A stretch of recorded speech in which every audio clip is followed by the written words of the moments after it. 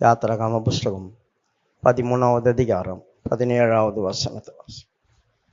பார்வோன் ஜனங்களை போகவிட்ட பின் ஜனங்கள் யுத்தத்தை கண்டால் மனமடிந்து எகிப்துக்கு திரும்புவார்கள் என்று சொல்லி பெலிஸ்தரின் தேச வழியாய் போவது சமீபமானாலும் தேவன் அவர்களை அந்த வழியாய் நடத்தாமல் பெலிஸ்தருடைய வழியாய் தம்முடைய ஜனங்களை போக விடாமல் கர்த்தர் என்ன செய்தார்?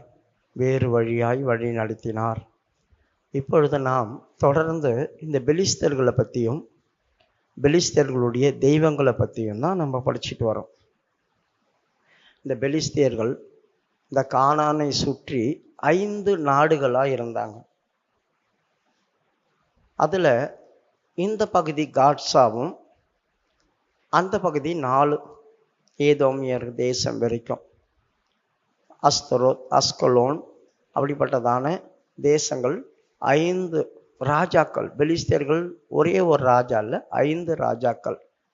அவர்களுக்கு பிரதானமான தெய்வம் எது அப்படி சொன்னால், முதல் பிரதானமான கடவுள் தாகோன். இங்கே இருக்கிறதான இந்த கடவுள் தான் அந்த தாகோன். இந்த தாகோனுடைய மனைவி தான் இந்த அஸ்தரோத். இந்த 2 பேருக்கு சேர்ந்து பிறந்ததான கானானியர்களுடைய பிரதான கடவுள் பாகால். இவன் அப்பாவும் அவன் அம்மாவும் பாகால் மகனாய் பிறந்தாங்க. இது இல்லாமல் நிறைய கடவுள்கள் சுற்றி இருந்ததான ஜனங்கள்கிட்ட இருக்கு. அப்போ இந்த கடவுளுடைய கிரிகைகள் என்ன, அவர்கள் யார், எப்படிப்பட்டவர்கள் அப்படி சொல்லி தான் நம்ம படிச்சுட்டு வரோம். இந்த தாகோனை குறித்து படித்தோம். நான் சமீபமாக சில விஷயங்களை படிக்கும்போது எனக்கு ரொம்ப ஆச்சரியமாக இருந்தது. இந்த தாகோன் முன்பகுதி மனுஷனாகவும் பின்பகுதி மீனாகவும் இருந்துச்சு. அவன் தலையிலிருந்து பின்பகுதி ஃபுல்லாக மீனாகவும் முன்பகுதி மனுஷனாகவும் இருந்தான். கால் கிடையாது, மடக்கி வச்ச மாதிரி இருக்கும். மீனுக்கு எப்படி இருக்குமோ அந்த மாதிரி இருக்கும். ஆனால் இவன் எதுக்கு கடவுள் அப்படி படித்தோம்னா, விளைச்சல் உண்டாகக்கூடியதான அந்த விளைச்சலுக்கு கடவுளாம். விவசாயம், அந்த தோட்டத்துக்கு இவன் கடவுள் அப்படி சொல்லி இவன் எப்படி வரான் பார்த்தீங்களா? ஏன் இவனுக்கு தோட்டத்தின் கடவுள் அப்படின்னு பேர் வந்துச்சு? பிரியமானவர்களே, மனுஷனை தேவன் உண்டாக்கி அவனை வைக்கிறதுக்கு முன்னாலேயே, அவனை உண்டாக்குறதுக்கு முன்னாலேயே அவன் வைக்க வேண்டிய இடத்த ஆண்டவர் உண்டாக்கினார். அதுதான் ஏதேன் தோட்டம். அந்த ஏதேன் தோட்டத்துக்கு தலைவர் யாரு? தேவன் தான். ஆனால் கீழே விழுத்தள்ளப்பட்டவன் எங்கே வந்தான்? அந்த தோட்டத்துக்கு தான் வந்தான். இப்போ ஆண்டவர் மனுஷனை உண்டாக்கி கொண்டு போய் அந்த தோட்டத்தில் வச்சார். அந்த தோட்டத்தில் வச்சார். அப்படி வைக்கும் போது தேவனுடைய தோட்டத்தில் இருந்து தேவன் உண்டாக்கினதான மனுஷனை தேவனுடைய தோட்டத்திலே வச்சு கெடுத்து போட்டான். தேவனுடைய இடத்துக்குள்ளேயே போய் தேவன் உண்டாக்கி வச்சதான மனுஷனை என்ன செய்தான்? கெடுத்து போட்டான். யோசித்து பாருங்க, நம்ம வீட்டிலேயே நம்ம பிள்ளைங்களை வெளியேந்து ஒரு அந்நியர் கெடுத்து போட்டால் எப்படி இருக்கும்? நம்மளால் தாங்க முடியுமா? எவ்வளவு வேதனை வந்திருக்கும் நம்மளுக்கு. அந்த ஃபீலிங் தான் கர்த்தருக்கு வந்திருக்கும். அதனால தான் முதல் நீ யாரை ஏமாத்தன? ஏன்னா ஆதாம் வஞ்சிக்கப்படலை. அவர் ஆதாமுடைய வித்துக்கும் உன் வித்துக்கும் பகை உண்டாக்கும்னு சொல்லவே இல்லை. பாருங்க, அதான் பவுல் சொல்றான் தீமோத்தேயுல, முதலாவது ஆதாம் வஞ்சிக்கப்படலை, ஏவாளே வஞ்சிக்கப்பட்டாள். ஏவாள் தான் முதல் வஞ்சிக்கப்பட்டாள்.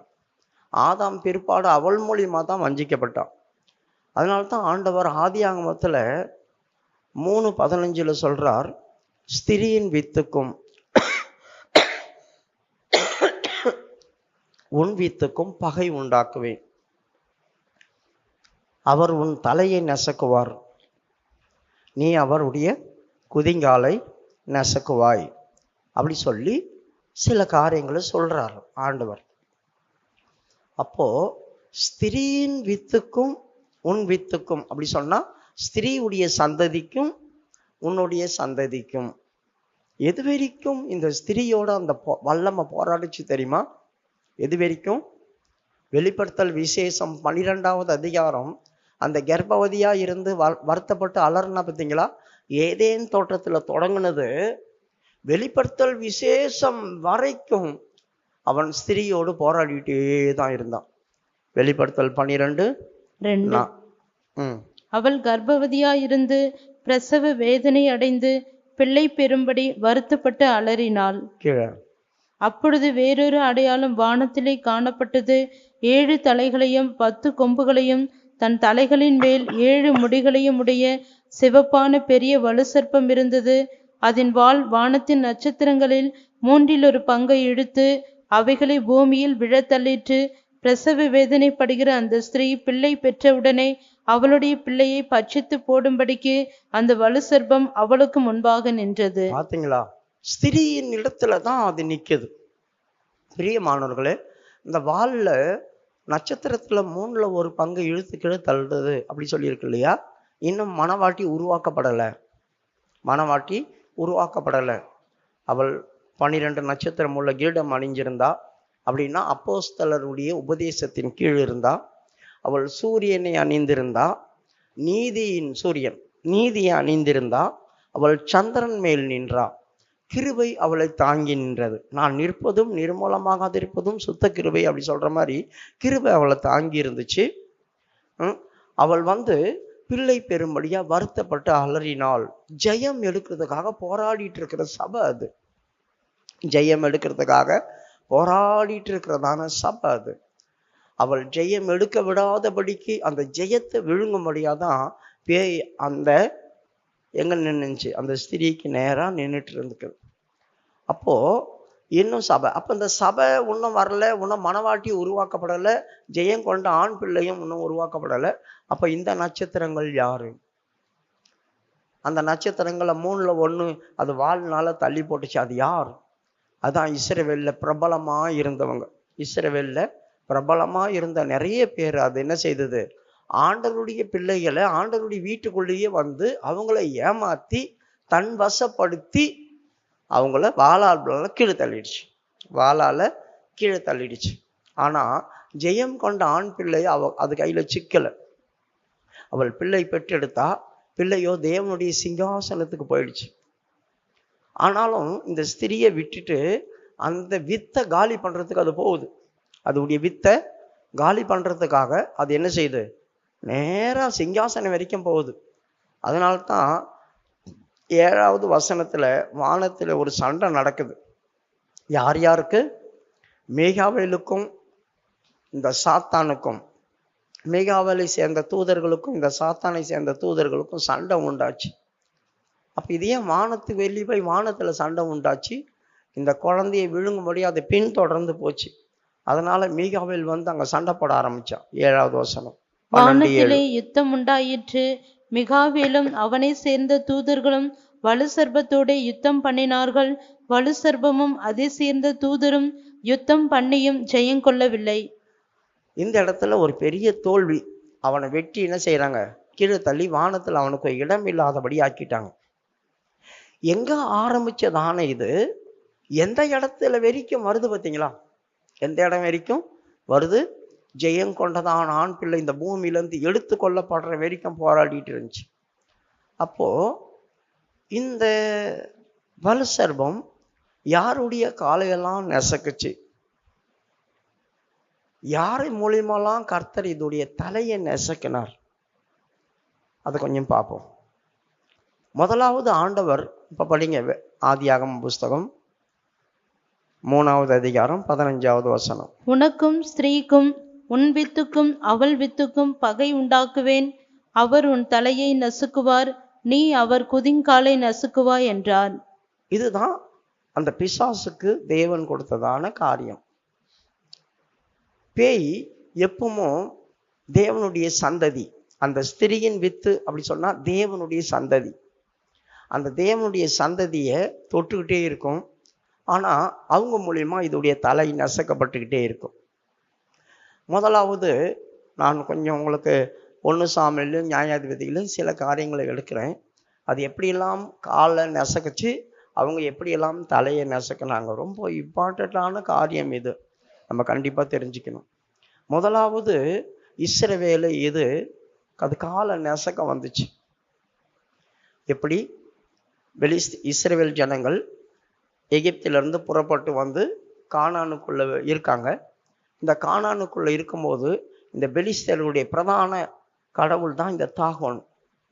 இந்த தாகோனுக்குள்ள இந்த ஆவி போந்து இவங்களை என்ன செய்தது? தோட்டக்காரனா மாறுச்சு. எப்படி தேவன் ஒரு தோட்டத்தை உண்டாக்கி அந்த இடத்துல விழுக வந்துச்சோ, இது அதோடைய வித்து மனுஷர்களுக்கு தோட்டக்காரனா மாறுச்சு. தோட்டக்காரனா மாறி அவங்க மூலியமா இதை தேவனுடைய வித்தை காலி பண்ண வந்துச்சு. பயங்கரமான ஒரு யுத்தம் நடந்துச்சு. அந்த யுத்தத்துல இஸ்ரவேல் ஜனங்கள் தோல்வி அடைஞ்சாங்க. இஸ்ரவேல் காலை அதை நெசக்குச்சு. எப்படி அப்படி சொன்னா, உடன்படிக்கை பெட்டிய எப்பவும் கோகாத்தியர்களும் லேவியர்களும் தான் சுமந்துட்டு போவாங்க. ஆனா இப்ப யார் சுமக்கிறது? பெலிஸ்தீர்கள் சுமந்துட்டு போறாங்க. கோகாத்தியருடைய தோல்ல இருந்து அவங்களுடைய காலுக்கு மேலதான் இருக்கணும். ஆனா இப்போ இஸ்ரவேல் ஜனங்களுடைய கால் அங்க இல்லை. இஸ்ரவேலுடைய ஜனங்களுடைய கால் இல்லை, பெலிஸ்தர்களுடைய கால் உடன்படிக்கை பெட்டி சுமக்குது. அப்ப இந்த பாம்பு என்ன பண்ணுச்சு? இஸ்ரவேல் ஜனங்களுடைய காலை நெசக்கிடுச்சு. அவர்கள் எல்லாம் விழுந்து போனாங்க. இப்ப ஆண்டவர் பார்த்தார், அவங்களுக்குள்ளேருந்து யாரையும் எழுப்பி சண்டை போட முடியாது. அவங்களுக்குள்ளேயும் யாரையும் எழுப்பி சண்டை போட முடியாது. ஏதேன் தோட்டத்துக்குள்ள இது பண்ண வேலைக்கு ஒரு தண்டனை அது கொடுக்கணும். அதுக்காக தேவன் வெயிட் பண்ணிட்டே இருந்தார். வெயிட் பண்ணிட்டே இருந்து இப்பொழுது ஆண்டவர் என்ன செய்தார்? ஒரு ஜட்ஜ்மெண்ட் அதுக்கு தரணும். ஒரு ஜட்ஜ்மெண்ட்டை அதுக்கு தரணும்னு முடிவு பண்ணார். முடிவு பண்ணி என்ன செய்தார்? தேவன் இருக்கிற இடத்துல வந்து தானே அது தேவன் உண்டாக்கின மனுஷனை காலி பண்ணிச்சு. அதனால அது இருக்கிற இடத்துக்கு நான் போறேன். அது இருக்கிற இடத்துக்கு நான் போறேன். என்னை யார் கொண்டு போவா? ஏன் ஆள் கொண்டு போக வேண்டிய அவசியம் இல்லை, அவங்க ஆளே கொண்டு போவாங்க. யோசித்து பாருங்க. அதுக்கு இப்போ தெய்வத்துக்கும் அந்த தாகோனுக்கும் ஒரு யுத்தம் நடக்க போகுது. இவங்க அது உள்ள கொண்டு போயிட்டாங்க. கொண்டு போயிட்டு தாகோனுடைய கோவிலுக்குள் முன்னால இந்த உடன்படிக்கை பெட்டி வச்சாங்க. உடன்படிக்கை பெட்டி சின்னது. ஆனா அந்த தாகோனுடைய சிலை எவ்வளவு பெருசு? ரொம்ப பெருசு, ரொம்ப பெருசு. அதுக்கு முன்னால வச்சுட்டு இப்ப ஆண்டவர் என்ன சொல்லியிருப்பார் அவங்ககிட்ட? இது நைட்ல நடக்க போற சண்டை. என்ன அதுக்கு முன்னால கொண்டு போய் வைங்க, கதவை பூட்டுங்க. நானும் தோத்துட்டு வெளியே ஓடக்கூடாது, தாகோனும் தோத்துட்டு வெளியே ஓடக்கூடாது. காலையில வந்து பார்க்கும்போது எதுக்கு முன்னால விழுந்து கிடக்குது அதான் தோல்வி அடைஞ்சது. இதான் அந்த ஃபைட்டுடைய ஒரு பிரமாணம். இவங்க என்ன பண்ணாங்க? தாகோனுடைய கோவிலுக்குள்ள கொண்டு போய் உடன்படிக்கை பெட்டியை வச்சுட்டு வெளியே பூட்டிட்டாங்க. கதவை பூட்டிட்டு போயிட்டாங்க.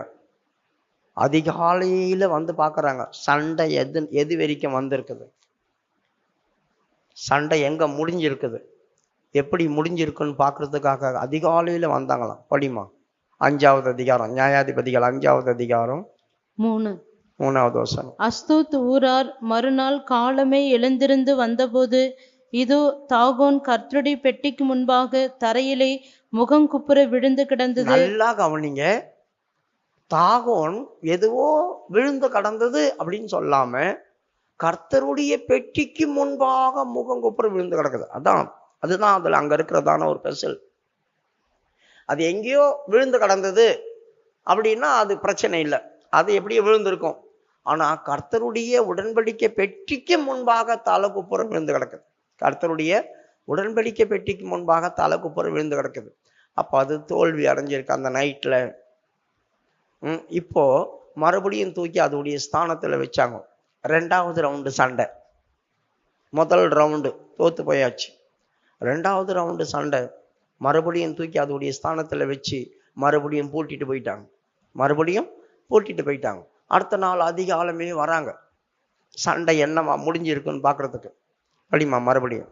அவர்கள் மறுநாள் காலமே எழுந்திருந்து வந்தபோது, இதோ தாகோன் கர்த்தருடைய பெட்டிக்கு முன்பாக தரையிலே முகங்குப்புற விழுந்து கிடந்ததும் அல்லாமல் தாகோனின் தலையும் அதன் 2 கைகளும் வாசற்படியின் மேல் உடைப்பட்டு கிடந்தது. ஏதேன் தோட்டத்துல கர்த்தர் சொன்ன வார்த்தையை முதல் தேவன் நிறைவேற்றினார்.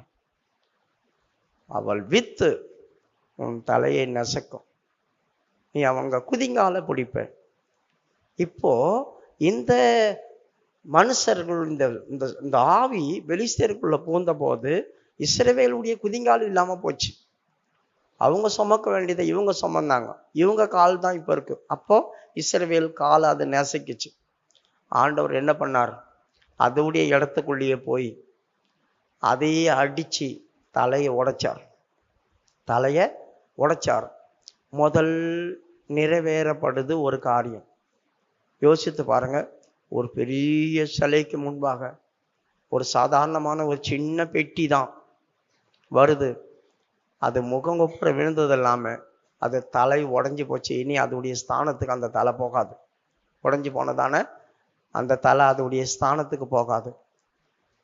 அங்க தலை நசுக்கப்பட்டது. இது ஒண்ணு. ரெண்டாவது, நியாயாதிபதிகளுடைய புஸ்தகத்துக்கு வரும்போது அபிமெலேக்கு சண்டை போட்டுட்டே இருக்கிறான். 9வது அதிகாரத்துல சண்டை போட்டுட்டு இருக்கிறான். யாருக்கு விரோதமா? இஸ்ரவேலுக்கு விரோதமா அவன் யுத்தம் பண்ணான். அவங்களுடைய காலை அவன் நெசக்கனான். அவனுக்குள்ளதான் பூந்துச்சு இந்த ஆவி.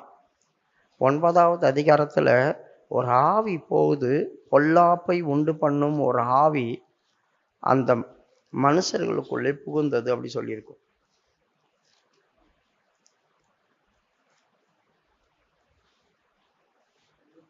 இருபத்தி 9:23 படிங்க. அபிமெலேக்குக்கும் சீகேமின் பெரிய மனுஷருக்கும் நடுவே பொல்லாப்பு உண்டாக்கும் ஆவியை தேவன் வரப்பண்ணினார். இந்த இடத்துல ஒரு ஆவி உள்ள போச்சு. அப்போ இந்த ஆவி உள்ள போகும்போது இவனுக்குள்ள ஒரு பெரிய காரியம் நடந்துச்சு. என்ன தெரியுமா? எருபகாலுடைய பிள்ளைகள் 70 பேரை ஒரே கல்லு மேல வச்சு கொலை பண்ணிட்டான். இஸ்ரவேல் ஜனங்கள் அந்த சிங்காசனத்துல உட்கார விடாம, நியாயம் செய்ய விடாம அவங்கள அத்தனை பேரையும் காலி பண்ணிட்டான். 5வது வசனம் 9:5. அவன் ஒப்ராவில் இருக்கிற தன் தகப்பன் வீட்டிற்கு போய் எருபாகாலின் குமாரராகிய தன் சகோதரர் 70 பேரையும் ஒரே கல்லின் மேல் கொலை செய்தான். ஆனாலும் எருபாகாலின் இளைய குமாரனாகிய யோதாம் ஒளித்திருந்தபடியினால் அவன் தப்பினான். 70 பேர் கிதியோனுடைய பிள்ளைங்க. 70 பேரும் கிதியோனுடைய பிள்ளைங்க. இந்த அபிமெலேக்கும் கிதியோனுடைய மறுமனையாட்டி பிள்ளை. அபிமெலேக்கு கிதியோனுக்கு தான் மகன்தான், ஆனா மறுமனையாட்டியுடைய மகன். அதனால இவனை ஒதுக்கி வச்சிருந்தாங்க. இவன் என்ன செய்தான்? இந்த 70 பேர் இருக்கிறதுனால பயந்து போய் இருந்தான். ஆனா ஆவி உள்ள போகும்போது என்ன சம்பவிச்சது? எல்லாரையும் கையில வச்சுக்கிட்டு எருசலேமை நியாயம் விசாரிக்க ஒருத்தனும் இருக்கக்கூடாது சொல்லி கிதியோனுடைய 70 பிள்ளைங்களை காலி பண்ணா. அதுல ஒருத்தன் தப்பிச்சு ஓடிட்டான். இப்போ இவன் என்ன செய்தான்? இஸ்ரவேலுடைய காலை நெசக்கணும், குதிங்காலை நெசக்கணும், அவங்கள நிற்க முடியாம ஆக்கணும். பேய் எப்பவும் நம்ம கிட்ட கிரியை செய்யும் போது என்ன செய்யணும்? முதலாவது ஆவிக்குரிய ஜீவியத்துல தடுமாற்றத்தை உண்டு பண்ணும். ரெண்டாவது, நம்மளை ஆளுகை செய்ய விடாது, நம்மளை ஒரு ஸ்தானத்துல இராதபடி அழிச்சு போட்டுரும். இதான் அந்த நாள்ல இருந்து இந்த நாள் வரைக்கும் அதுதான் பண்ணுது. அந்த விஷயத்தை தான் அது பண்ணிட்டு வருது. நம்மளுக்கும் தெரியாம அடிபட்டு போறோம். சில நேரங்கள்ல தேவனுடைய பிள்ளைகளே தன்னை ஒப்பு கொடுத்துட்றாங்க அதுக்கு. இங்க இவன் இஸ்ரவேலுக்குள்ளதான் இருக்கணும்.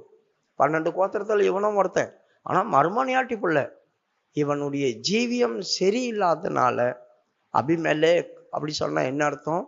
என் தகப்பன் ராஜா அப்படின்னு பேர் வச்சான். அப்ப நான் தான் ராஜாவா இருக்கணுமே தவிர இவனுங்க எதுக்கு இருக்கணும்? அந்த ஒரே காரணத்துக்கு தான் என்ன செய்யறாங்க? இவன் 70 பேரை காலி பண்றான். இப்ப கர்த்தர் என்ன பண்ணோம்? இஸ்ரவேல் இவன் குதிங்காலை பிடிச்சிட்டான், நசுக்கிட்டான். 53வது வசனத்தை வாசிக்கும் போது பெரிய சண்டை நடக்குது. சண்டை நடக்கும்போது இவர் என்ன செய்யறாரு? கோட்டை வாசல் வரைக்கும் போறாரு. கோட்டை வாசல் வரைக்கும் போகும்போது ஒரு ஸ்திரீ, நல்லா கவனிங்க, ஒரு ஸ்திரீ எந்திர கல்லை தூக்கி அவன் மண்டை மேல போட்டான். அவன் மண்டை உடைஞ்சு செத்து போனான். அப்பொழுது ஒரு ஸ்திரீ ஒரு ஏந்திர கல்லின் துண்டை அபிமெலேக்குடைய தலையின் மேல் போட்டால் அது அவன் மண்டையை உடைத்தது. பாத்தீங்களா? ஸ்திரியின் வித்து உன் தலையை நசுக்கும். நீ அவன் குதிங்காலை பிடிப்ப, குதிங்காலை நசுக்குவ, ஆனா ஸ்திரியின் வித்து உன் தலையை நசுக்கும். ஒரு சாதாரணமான ஒரு பெண் அவமானம், அதை விட அசிங்கம் வேற எதுவுமே இல்லை. ஒரு பெரிய யந்திர கள்ளத்திக்கு தலையில போட்டு உடைச்சிட்டான். ஆனா அவன் என்ன சொல்றான்? கீழே உள்ள வசனம் வாசிங்க. உடனே அவன் தன் ஆயுததாரியாகிய வேலைக்காரனை கூப்பிட்டு, ஒரு ஸ்திரீ என்னை கொன்றாள் என்று என்னை குறித்து சொல்லாதபடிக்கு நீ உன் பட்டயத்தை உருவி என்னை கொன்று போடு என்று அவனோடே சொன்னான். பாத்தீங்களா? ஒரு ஸ்திரீ என்ன கொன்னுட்டா, ஒரு ஸ்திரீ என்ன மண்டையை உடைச்சிட்டான்னு ஊரெல்லாம் சொல்லுவாங்க. தயவு செய்து நீ என்ன கொண்டுட்டு உயிர் போறதுக்குள்ள நீ என்ன குத்திரு, உயிர் போறதுக்குள்ள நீ என்ன குத்திடு. அவள் அந்த எந்திர கல்ல போட்டதே இவர் சாவுறதுக்கு தான். மண்டை உடஞ்சி ரத்தம் ஊத்திட்டு கிடக்குது. ஆனா அவ தான் கொன்னுட்டான்னு பேர் வரக்கூடாது. பேய் பாருங்க, அடிபட்டா கூட, கீழே விழுந்தா கூட மண்ணு ஒட்டலை அப்படி சொல்லுவாங்களே, அந்த மாதிரி அடி மண்டை உடஞ்சி போச்சு. ஆனா அவன் சொல்றான், என்னை யாரோ ஒரு ஸ்திரீ கொன்னால்னு சொல்றதுக்கு பதிலா நீ என்னை குத்தி கொலை பண்ணு, நான் உன் கையில செத்தேன் வரட்டும் அப்படின்னு. ஆனாலும் கூட இந்த விஷயத்தை தாவீது வேற சொல்லி காட்டுறான். அபிமெலேக்கை அந்த கோட்டை செவரு வரைக்கும் போகும்போது ஒரு ஸ்திரீ கொன்னாலே அந்த மாதிரி ஏன் கிட்ட வரைக்கும் நீங்க போய் சண்டை போடுறீங்க அப்படி சொல்லுவான். கிட்ட வரைக்கும் நீங்க ஏன் போய் சண்டை போடுறீங்க? அது இஸ்ரவேலுக்குள்ள பேசிக்கிட்டே வந்தது தாவீது காலம் வரைக்கும். இன்னும் தாவீது பிறக்கல, தாவீது இன்னும் பிறக்கல. ஈசாய் பிறந்தானோ என்னன்னு தெரியாது. சாமுவேலுடைய இதுக்குள்ள வரும்போது தான் தாவீதுடைய வம்சம் வருது. இன்னும் ரூத்துடைய வம்சம் இன்னும் வரல, ரூத்துடைய இன்னும் அவங்களுடைய சப்ஜெக்ட் இன்னும் வரல. இது அதை பேசிக்கிட்டே வராங்க. இது ஒண்ணு. ஸ்திரீயின் வித்துக்கும் முன் வித்துக்கும் பகை உண்டாக்கும், அவளுடைய வித்து உன் தலையை நெசக்கும். ஆண்டவர் இரண்டாவதாம் ஒருத்தனுடைய தலையை நெசக்கினார். இந்த ஆவி எப்பொழுதெல்லாம் இது இஸ்ரவேலுக்குள்ள வந்து அது குதிங்கால நெசக்குதோ அப்பொழுதெல்லாம் இது மண்டையை உடைக்கிறத நான் பார்த்தேன். எவ்வளவு பெரிய ஆச்சரியம். இரண்டாவது, நியாயாதிபதிகளுடைய புஸ்தகம் 5வது அதிகாரத்துக்குள்ள வரும்போது தெபோராள், பாராக்கு இவங்க சண்டைக்கு போறாங்க. சாதாரணமான ஆள்கிட்டல, சிசேரா அவங்கள்ட்ட. இந்த சிசேரா பயங்கரமான ஒரு அரக்கன். இவன் ஒரு ராட்சித பிறவி. இவன் இஸ்ரவேலுடைய குதிங்காலை நசுக்கனான். இவனுக்காக இஸ்ரவேல் பயந்து கப்பம் கட்டிட்டு இருந்தாங்க. ரொம்ப வருஷமா கப்பம் கட்டிட்டு இருந்தாங்க. அப்படி இருந்த நாட்கள்ல ஆண்டவர் தெபோரா மூலியமா எழும்பினார். பாராக்கை கூப்பிட்டார், நீ யுத்தம் பண்ணு. அவன் ஒரு பராக்கிரமசாலி தான், ஆனா அவன் பயப்படுறான். நீ என் கூட வந்தா நான் வரேன், இல்லைன்னா வரமாட்டேன் அப்படி சொல்லிட்டான். நான் வருவேன், ஆனா சிசேரா உன் கையில ஒப்பு கொடுக்காமல் ஒரு ஸ்திரீயின் கையில ஒப்பு கொடுப்பான், அவள் தான் அவனை கொன்று போடுவான் அப்படி சொல்ற. இப்ப இவங்க போய் யுத்தம் பண்றாங்க. பயங்கரமான யுத்தம் நடக்குது. அந்த யுத்தத்துல சிசேரா தப்பிச்சு ஓடுறான். சிசேரா தப்பிச்சு ஓடுறான். அப்படி ஓடும் போது யாகேல் அப்படி சொல்லி ஒரு மனுஷி ஒருத்தி இருக்கா. யாகேல் அப்படி சொன்னா வரையாடு அப்படின்னு அர்த்தம். அவள் இருக்கிறா. அவள் கூடாரம் வரைக்கும் இவன் போனான். அந்த கூடாரத்துல போகும்போது அவள் உள்ளேருந்து வெளியே வந்தான். வெளியே வந்த உடனேயும், நான் இங்க இருக்கிறேன், என் பின்னால யாராவது தேடி வந்தா நான் வரல அப்படின்னு நீ சொல்லு அப்படி சொன்ன உடனேயும், என் வீட்டில் நான் ஒளிஞ்சிக்கிறேன். அவள் சொல்றான், வாரும் என் ஆண்டவனே வா. உள்ள கூப்பிட்டு படுக்க வைக்கிறான். படுக்க வைக்கும் போது அவன் சொல்றான், கொஞ்சம் தண்ணி கொடு அப்படி சொல்றான். அவள் பால் கொடுத்தா அவனுக்கு. அவன் அதை குடிச்சான். குடிச்சிட்டு தூங்கினான். அவன் ஆயாசமாய் தூங்கினான் அப்படி சொல்லியிருக்குது. 5வது அதிகாரத்துக்கு வரும்போது 26, 27வது வசனத்துல அவன் தூங்கிட்டு இருக்கும் போது அவள் கையில கூடாரம் ஆணி எடுத்தா. பிரியமானவர்களே, ஆணியில நிறைய இருக்கு. கூடாரம் ஆணி அப்படி சொன்னா ஒரு முழம் சைஸில் இருக்கும். ஏன்னா அவங்க டென்ட் போடும் போது அந்த கயிறை இழுத்து அவங்க தரையில அடிப்பாங்க. அந்த ஆணியை அது பிடுங்கிட்டு வராத அளவுக்கு இப்போ நம்ம சார்மினார் போடுறோம், சில இடங்கள்ல பெருசா போடும்போது ஒரு இடத்துல பிடிச்சி கட்டுவாங்க, ஒரு சில இடங்கள்ல ஒரு பெரிய ஆணி வச்சு அடிச்சு அந்த கயிறை கட்டி விடுவாங்க. ஏன்னா அது பிடுங்கி வந்துடக்கூடாது. அதுதான் கூடார ஆணி அப்படி சொல்லுவாங்க. அந்த கூடார ஆணி எடுத்து தொழிலாளர்களுடைய சுத்தி அப்படி சொல்லியிருக்குது. சுத்தியில தொழிலாளர்களுடைய சுத்தி அப்படின்னா சம்முட்டி வேற, சாதாரணமான சுத்தி வேற. தொழிலாளர்களுடைய சுத்தி இந்த சுத்திக்கும் சம்முட்டிக்கும் மத்திய பகுதியில் இருக்கும், அது வித்தியாசமான வெயிட்ல இருக்கும். அதான் தொழிலாளர்கள். அந்த நெருப்புல வச்சுட்டு ஒரு கையில வச்சு ஒரு கையில ஓங்கி ஓங்கி அடிப்பாங்க. அந்த சுத்தி கொஞ்சமாவது வெயிட்டா இருக்கணும். சாதாரணமான சுத்தியில வச்சு அடிக்கிறத விட தொழிலாளர்கள் சுத்தி, அந்த சுத்தியில அடிக்கும் போது அவங்க இஷ்டத்துக்கு அது வரும், ஒரு பட்டயம் செய்யறதுக்கோ ஈட்டி செய்யறதுக்கோ. அதனால தான் அது தொழிலாளர்களுடைய சுத்தி அப்படி சொல்லியிருக்கு. படிமா அந்த வசனத்தை. 5:26. தன் கையால் ஆணியையும் தன் வலது கையால் தொழிலாளரின் சுத்தியையும் பிடித்து. பாத்தீங்களா, தன் வலது கையிலால் தொழிலாளருடைய சுத்தி. அவன் எப்படி படுத்திருந்தான், அவன் நெத்தியில வச்சு அடிச்சாலாம். நெத்தியில வச்சு அடிக்கணும் அப்படின்னா இந்த இடத்துல அடிக்க முடியாது, இந்த இடத்துலலாம் எலும்பு ரொம்ப ஸ்ட்ராங்கா இருக்கும். அப்ப எந்த இடத்துல வச்சு அடிச்சா, அவன் இப்படி சுருண்டு படுத்துட்டு இருக்கும் போது இந்த இடத்துல வச்சு அடிச்சா, இந்த இடத்துல வச்சு அடிக்கும் போது ஈஸியா உள்ள பாஞ்சிடும். அவன் என்ன செய்தாலாம், இந்த இடத்துல சுத்தி வச்சு ஓங்கி ஒரே அடி அடிச்சாலாம். அந்த சுத்தியில அவனுடைய மண்டைக்குள்ள நெத்திக்குள்ள போய் தரையில ஊடுருவி போயிடுச்சான். தரையில அவளுடைய காலின் கீழ் சுருண்டு விழுந்தான் அவன். 27. செசராவை அடித்தால் அவன் நெற்றியில் உருவ கடாவி அவன் தலையை உடைத்து போட்டால் அவள் கால் அருகே அவன் மடங்கி விழுந்து கிடந்தான். பாத்தீங்களா, அவள் கால் அருகே. இவன் இஸ்ரவேலை காலை குதிங்காலை நசக்க போனான், குதிங்காலை நசக்க போனான். ஆனா இவன் தலையை அற்பமான ஒரு பெண்ணை வச்சு ஆண்டவர் உடைச்சு போட்டார். ஸ்திரியின் வித்து உன் தலையை நசக்கும். எவ்வளவு ஆச்சரியமா இருக்கு பார்த்தீங்களா. ஆண்டவருடைய வார்த்தை இந்த சர்பத்தை அடிச்சுக்கிட்டே வராரு. அதுவும் இந்த இஸ்ரவேல் ஜனங்களோட மோதிக்கிட்டே தான் இருந்துச்சு. அடி வாங்கி என்ன செய்தது, மோதிக்கிட்டே தான் இருந்துச்சு. இந்த இடத்துல அவள் காலின் கீழ் அவன் சுருண்டு விழுந்து செத்து கடந்தான்.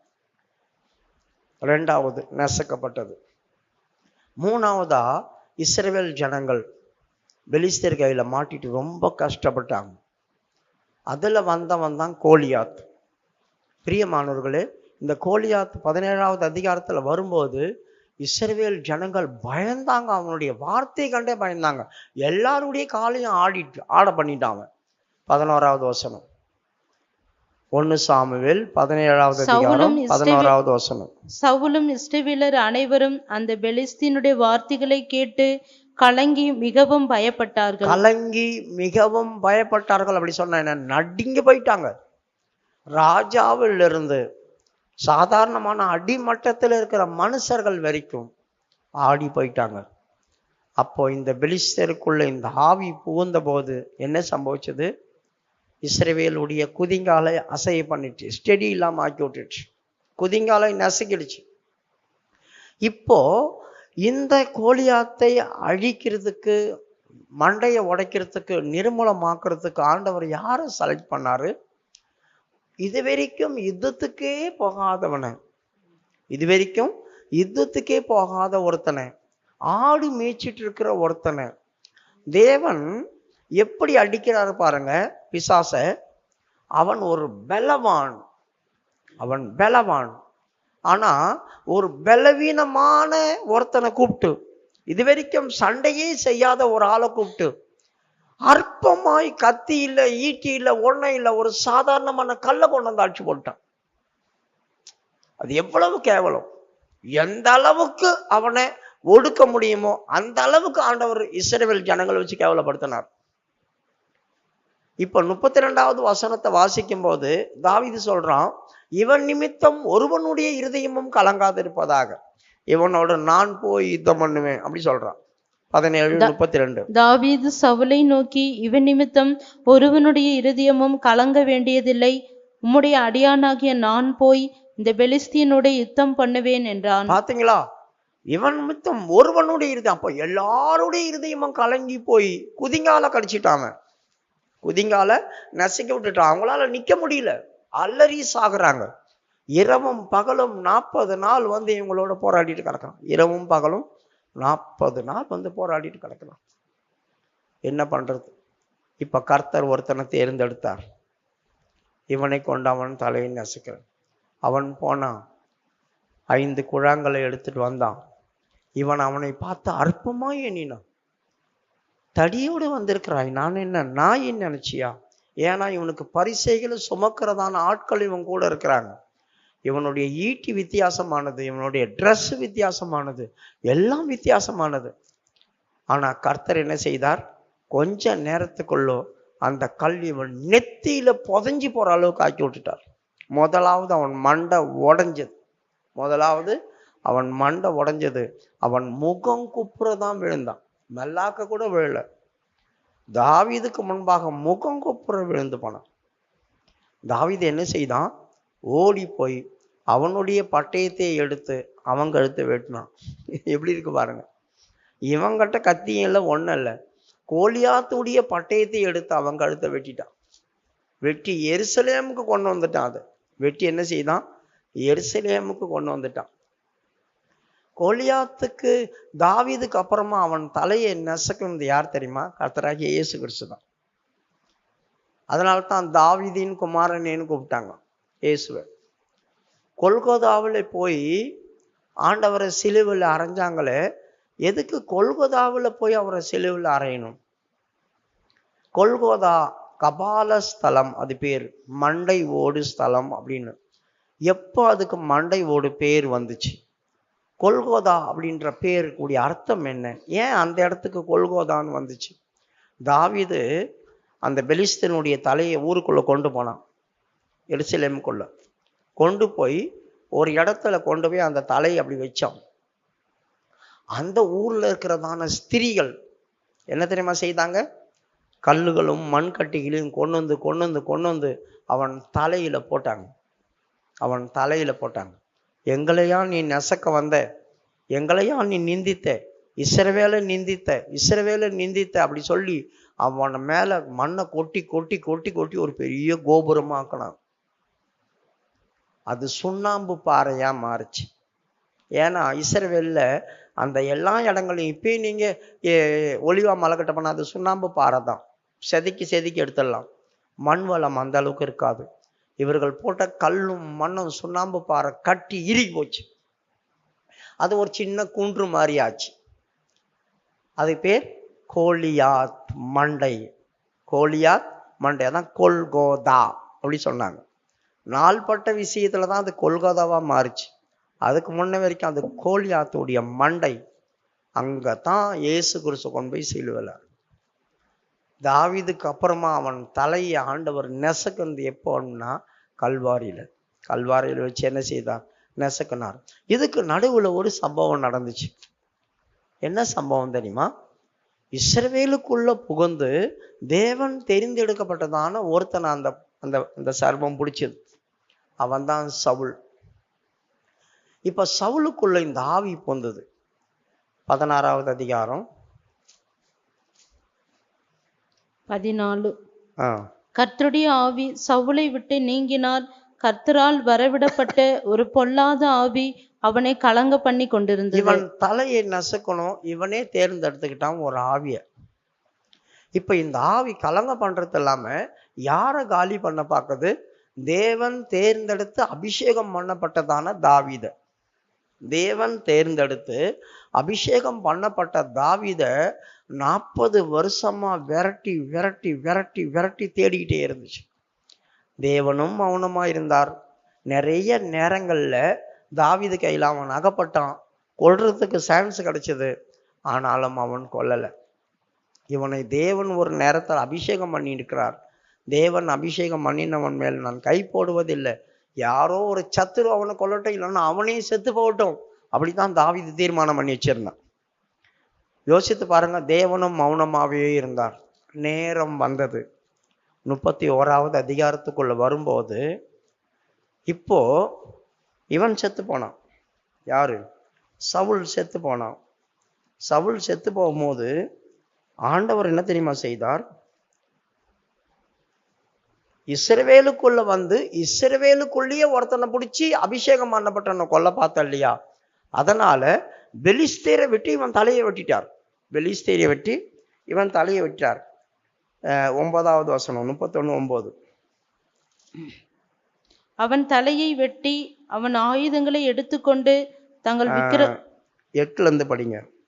வெட்டுண்டவர்களை உரிந்து கொள்ள பெலிஸ்தர் மறுநாள் வந்தபோது அவர்கள் சவுலும் அவன் 3 குமாரரும் கில்போவா மலையிலே விழுந்து கிடக்கிறதை கண்டு அவன் தலையை வெட்டி அவன் ஆயுதங்களை எடுத்துக்கொண்டு தங்கள் விக்கிரகங்களின் கோவில்களிலும் ஜனங்களுக்குள்ளும் செய்தியை பிரசித்தப்படுத்தும்படி அவைகளை பெலிஸ்தர் தேசத்திலே சுற்றிலும் அனுப்பி அவன் ஆயுதங்களை அஸ்தரோத் தேவனுடைய கோவிலிலே வைத்து அவன் உடலை பெத்சானின் அலங்கத்திலே தூக்கி போட்டார்கள்.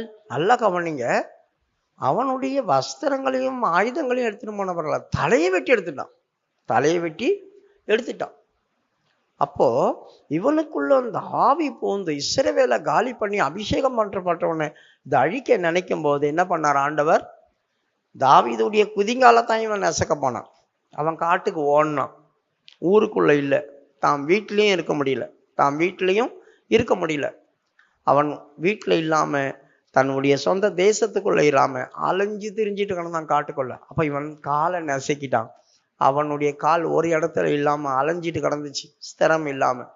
ஆனா ஆண்டவர் என்ன செய்தார்? இந்த பிசாசுடைய தலையை நசுக்கி வெளியெடுத்துட்டார். தலையை நசுக்கி வெளியெடுத்துட்டார். அதுக்கப்புறமா இந்த யாபேஸ் ஜனங்கள் இதை கேள்விப்பட்டாங்க. ஏன்னா இவன் இஸ்ரவேலுக்குள்ள ஒரு ராஜாவா இருந்தான் தானே. இதை கேள்விப்பட்டு வந்து என்ன தெரியுமா பண்ணாங்க? நைட்டோட நைட்டா வந்து அவன் உடலை எடுத்துட்டு போனாங்க.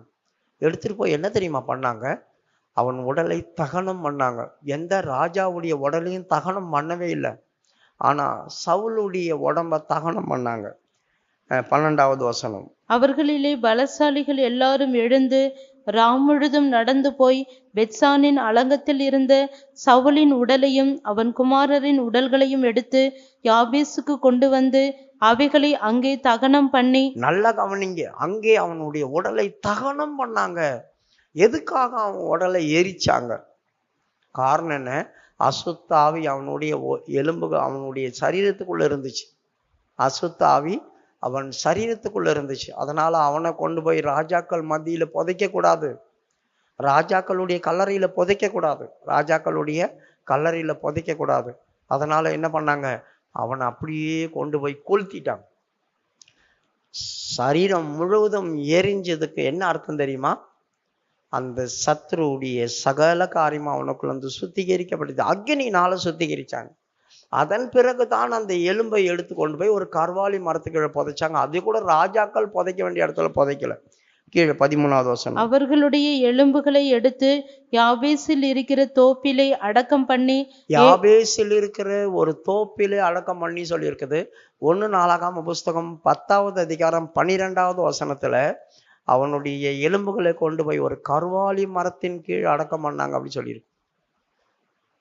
பராக்கிரமசாலிகள் எல்லாரும் எழுந்து போய் சவுலின் உடலையும் அவன் குமாரரின் உடல்களையும் எடுத்து யாபேசுக்கு கொண்டு வந்து அவர்கள் எலும்புகளை யாபேசில் இருக்கிற ஒரு கர்வாலி மரத்தின் கீழ் அடக்கம் பண்ணி. அந்த 1 சாமுவேல்ல சொல்லியிருக்கா பார்த்தீங்களா? அவனுடைய உடலை தகனம் பண்ணாங்க அப்படி சொல்லி உடல்களை கொண்டு வந்தாங்கன்னு சொல்லி இருக்குது. ஆனா அங்க தகனம் பண்ணாங்க அப்படி சொல்லல. அதுக்கப்புறமா எலும்புகளை கொண்டு போய் அவங்க யாபேசில் அடக்கம் பண்ணாங்க. உடம்ப தானே கொண்டு வந்தாங்க. உடம்ப கொண்டு வந்து எலும்பு எப்படி அதுல இருந்து பிரிச்சாங்க? சாமுவேல்ல தான் இருக்காது, நாளாகாமத்துல அது கிடையாது. அப்ப நம்மளுக்கு கன்ஃபியூஸ் ஆகும். அவனுடைய உடம்ப கொண்டு வந்து புதைச்சாங்களா, அப்புறம் எப்படி எலும்பை புதைச்சாங்க அப்படின்னு போட்டிருக்கு. ஆனா இந்த இடத்துல தெளிவா போட்டிருக்கு, அவனை கொளுத்தி அக்னினால அவனுடைய எலும்புல இருக்கிறதான வல்லமைகளை, அசுத்தங்களை, பாவங்களை சுத்திகரிச்சுட்டாங்க. செதை ஒண்ணுமே இல்லாம ஆக்கிட்டாங்க. அதன் பிறகு எரிஞ்சு போனதான எலும்பை தான் எடுத்து என்ன செய்தாங்க? அங்க கர்வாலி மரம்னு மரத்துடைய பேர் போட்டிருக்குது. எந்த இடத்துல என்ன? அது ஒரு தோப்பு அப்படி சொல்லி போட்டிருக்கு. இந்த கர்வாலி மரம் அப்படி சொன்னா என்ன அர்த்தம் தெரியுமா? அது தேவனுடைய வார்த்தைக்கு கீழ்ப்படியாமை காட்டுறதான மரம்னு அர்த்தம். அதனால தான் ஒரு தீர்க்கதரிசி ஆண்டவர் அனுப்பும்போது அவன் போய் என்ன செய்தான்? போன வழியாய் திரும்பக்கூடாது, அந்த ஊர்ல எதுவும் சாப்பிடக்கூடாது, நீ வேற வழியாக தான் வரணும்னு சொல்லி அனுப்பிச்சார். ஆனால் அவன் என்ன செய்தான், போய் அவன் வேலையை முடிச்சிட்டு வந்து ஒரு கருவாலி மரத்தின் கீழ் உட்காஞ்சான். அந்த ஊரில் இருக்கிற ஒரு கிழட்டு தீர்க்கதரிசி வந்து என்ன செய்தான், அவனை ஏமாற்றி கூட்டு போயிட்டான். அப்போ தேவன் சொன்னதுக்கு மாறா இவன் போய் நடந்துக்கிட்டான். இந்த கருவாலி மரம் அப்படி சொன்னாவே அதில் நிறைய விஷயங்கள் இருக்கு. அபிமெலேக்கு உயரமான ஒரு கருவாலி மரத்தின் கீழ் கொண்டு போய் அவனை அபிஷேகம் பண்ணினாங்க. எதுக்காக? நியாயாதிபதிகள் 9வது அதிகாரத்துல அவனை உயரமான ஒரு 6வது வசனம் 9:6 நியாயாதிபதிகள் 9:6. சீகேமில் இருக்கிற சகல பெரிய மனுஷரும் மில்லோவின் குடும்பத்தார் அனைவரும் கூடி கொண்டு போய் சீகேமில் இருக்கிற உயர்ந்த கர்வாலி மரத்தண்டையிலே அபிமெலேக்கு ராஜாவாக்கினார்கள். நல்லா கவனிங்க, உயர்ந்த கருவாலி மரம் அப்படி சொல்லி இருக்குது. அதனால தான் அவன் தன்னைத்தானே உயர்த்திக்கிட்டான். ஒவ்வொரு மரத்துக்கு, இந்த கருவாலி மரத்துக்கு நடந்ததான சில விஷயங்கள்லாம் பார்த்தா அவங்களுக்கு அதுக்கேற்ற மாதிரி ஜீவியத்தில் நடக்குது, அதுக்கேற்ற மாதிரி ஜீவியத்தில் நடக்குது. இப்படிப்பட்டதான காரியங்கள் நடந்துச்சு. அப்போ இவனுடைய எலும்புகள் என்ன செய்தாங்க, ஒரு கருவாலி மரத்தின் கீழ் அடக்கம் பண்ணி 7 நாள் அவர்கள் உபவாசம் பண்ணினாங்க. 7 நாள் உபவாசம் பண்ணினாங்க. அவனுடைய சரீரத்தை அடக்கம் பண்ணாங்க. 2வது, ராஜாக்கள் புதைக்க வேண்டிய இடத்துல அவனை புதைக்கல. ராஜாக்கள் தாவீதுடைய அந்த கல்லறையிலே, அதுக்கப்புறமா ராஜாக்கள் வைக்க வேண்டிய இடத்துல அவனை வைக்கல. ராஜாக்களுடைய கல்லறைன்னு ஒன்று இருக்கு, அதில் வைக்கல. அப்படின்னா இவங்களுக்கு என்ன இருக்காது, உயிர் தெழும் நம்பிக்கை இருக்காது. உயிர் தெழும் நம்பிக்கை இவங்களுக்கு கிடையாது. தேவனுடைய வார்த்தைக்கு கீழ்ப்படியாமல் பேய்க்கு இடம் கொடுத்து தற்கொலை பண்ணி செத்து போனான். ஆகவே உயிர் தெழுதல் இவர்களுக்கு இருக்காது. பேய் ஒரு மனுஷனுக்குள்ள புகுந்துச்சு அப்படி சொன்னாக்கா அது தலை நெசக்கப்படுற வரைக்கும் அவனை விட்டு வெளியே வராது. அதோடைய தலை நெசக்கப்படுற வரைக்கும் அவனை விட்டு வெளியே வராது. நாம் ரட்சிக்கப்பட்டவங்களா இருந்தாலும் தேவனுடைய சபைக்குள்ள இருந்தாலும் ரொம்ப ஜாக்கிரதையா இருக்கணும், ரொம்ப ஜாக்கிரதையா இருக்கணும். அபிமெலேக்கும் இஸ்ரவேலுக்குள்ள ஒருத்தன் தான். ஆனா அவனுக்குள்ள இந்த பேய் பூந்ததுனால சாதாரணமான ஒரு பெண் அவன் மண்டையை உடைச்சிட்டான். ஸ்திரியின் வித்து காலி பண்ணிடுச்சு. இந்த இடத்துலையும் எவனோ ஒருத்தன் வந்து வெட்டினான். பெலிஸ்தர்கள் இவன் தலையை எடுத்துட்டு போயிட்டான். பெலிஸ்தர்கள் இவன் தலையை எடுத்துட்டு போயிட்டான். பிரியமானவர்களே, இயேசு கிறிஸ்துவும் இவன் தலையை நசுக்கினார். இவன் இயேசு கிறிஸ்துடைய குதிங்காலை நசுக்கினான். ஆனா இவன் தலையை கர்த்தர் நசுக்கினார். எப்படி? ரோமருடைய புஸ்தகம் 16வது அதிகாரம் 20வது வசனத்துல ஆண்டவர் இவன் தலையை நசுக்கி, சமாதானத்தின் தேவன் தாமே சாத்தானை நசுக்கி உங்கள் காலின் கீழ் போடுவாராக அப்படி சொல்லியிருக்கு. சமாதானத்தின் தேவன் சீக்கிரமாய் சாத்தானை உங்கள் கால்களின் கீழே நசுக்கி போடுவார். நல்ல கவனிங்க, நசுக்கி போடுவார் அப்படி சொல்லியிருக்கு. இப்போ நம்ம எபிரேயருடைய புஸ்தகம் 2வது அதிகாரம் 13வது வசனத்தையும் 14வது வசனத்தையும் வாசிக்கும் போது பகையை சிலுவையில் கொன்று அப்படி சொல்லியிருக்குது. அப்படின்னா அவர் சிலுவையில தான் அவன் தலையை நசுக்கினார். 14வது வசனம், பகையை சிலுவையினால் கொன்று அதனாலே இருதிறத்தாரையும் ஒரே சரீரமாக தேவனுக்கு ஒப்புரவாக்கினார். இவன் தான் தெய்வத்துக்கும் நமக்கும் ஒரு பெரிய பகையை உண்டாக்கி விட்டான். எந்த இடத்துல உண்டாக்கினா? ஏதேன் தோட்டத்துல உண்டாக்கினான். கர்த்தர் மனுஷனை துரத்த வேண்டியதா போச்சு. கர்த்தர் மனுஷனை துரத்த வேண்டியதா போச்சு. 3 கடைசி படிங்க, ஆதியாகமம் 3 கடைசி. மனுஷனை அவர் துரத்தி விட்டு கடைசி, அவர் மனுஷனை துரத்தி விட்டு ஜீவ விருட்சத்துக்கு போகும் வழியை காவல் செய்ய ஏதேன் தோட்டத்திற்கு கிழக்கே முதலாவது அவர்கள் தோட்டத்தை விட்டு அனுப்பி விட்டார் அப்படி சொல்லியிருக்கும். அவன் எடுக்கப்பட்ட மண்ணை பண்படுத்த தேவனாகிய கர்த்தர் அவனை ஏதேன் தோட்டத்திலிருந்து அனுப்பி விட்டார். நல்லா கவனிங்க, ஏதேன் தோட்டத்திலிருந்து அனுப்பி விட்டார் அப்படி சொல்லியிருக்குது. அனுப்பி விட்டார். சரி, நீங்க இனிமேல் இந்த வீட்டில் இருக்கக்கூடாது, வெளியே போங்க அப்படின்னு நான் சொல்றேன்னு வச்சுங்க. இந்த வீட்டில் குடியிருந்தவங்க போவாங்களா? இந்த வீடே எனக்கு சொந்தம் நினைச்சவங்க வெளியே போவாங்களா? அல்லேலூயா. தூங்கிடாதீங்க, இது ரொம்ப முக்கியமான மெசேஜ். இந்த வீட்டிலேயே தனக்கு சொந்தம் அப்படி சொல்றதுக்கும் யாரும் வெளியே போக மாட்டாங்க, யாரும் வெளியே போக மாட்டாங்க. அப்ப நீங்க போங்க போங்கன்னா போகல. ஆதாமும் ஏவாளும் அங்கேயே நின்றுட்டு இருக்கிறாங்க அழுதுட்டு. அதனால தான் அவர் 2வது வசனத்துல சொல்லியிருக்குது, அவங்கள துரத்தி விட்டார். அவங்கள அனுப்பி விட்டு அவங்க அனுப்பும் போதே போயிருந்தாங்கன்னா சுடரொளி பட்டயத்தை தேவன் அங்க வச்சிருக்க மாட்டார். ஆனா இவங்க போக மாட்டாங்க, அடம்பிடிக்கிறாங்க. அடம்பிடிச்சு அங்கேயே தான் இருப்பான். அப்ப வெளியே துரத்தினாலும் இவங்க உள்ள வந்துருவாங்கன்ற எண்ணம் தேவனுக்கு வந்துச்சு. அதனால்தான் அவங்கள துரத்தி விட்டார் அப்படி சொல்லியிருக்கு. இப்ப படிமா அந்த வசனத்தை. அவர் மனுஷனை துரத்தி விட்டு, பாத்தீங்களா, முதல் அனுப்புனார், இந்த இடத்த விட்டு வெளியே போங்கன்னு அனுப்புனார். அவங்க போகல, போகாம அங்கேயே நிக்கிறாங்க. அவங்களுக்கு வெளியே போக மனசு வரல, வெளியே போனாலும் உள்ள வந்துருவாங்க. அதனாலதான் ஆண்டவர் என்ன செய்தார், அவங்கள துரத்தி விட்டார். வெளியே போக மாட்டாங்கன்னு சொல்லி துரத்தி விட்டு அங்க ஒரு காவல் வேற வச்சு விட்டார். இனிமே இவங்க உள்ள வரக்கூடாது, இவங்க வந்தாலும் வந்துருவாங்க அப்படி சொல்லி காவல் வச்சு விட்டார். யோசித்து பாருங்க, மனுஷர்களுக்கு தேவன் செய்தத அந்த இடத்துல இருந்து இங்க வரவரைக்கும் ஆண்டவர் அவன் நசிக்கப்பட, அந்த இடத்துலதான் பகை உண்டாச்சு, துரத்தக்கூடிய அளவுக்கு பகை உண்டாச்சு. அந்த பகையை ஆண்டவர் என்ன பண்ணார், சிலுவையில முறிச்சார். அதனால்தான் பகையை சிலுவையில கொன்று அப்படி சொல்லி எபேசியர்ல சொல்லுது. மறுபடியும் படிங்க அந்த 14வது வசனம். பகையை சிலுவையினால் கொன்று அதனாலே இரு திறத்தாரையும் ஒரே சரீரமாக. இப்போ இரு தரத்தார் ஒரே சரீரமாய் மாறுறாங்க. யார் அந்த இரு தரத்தார்?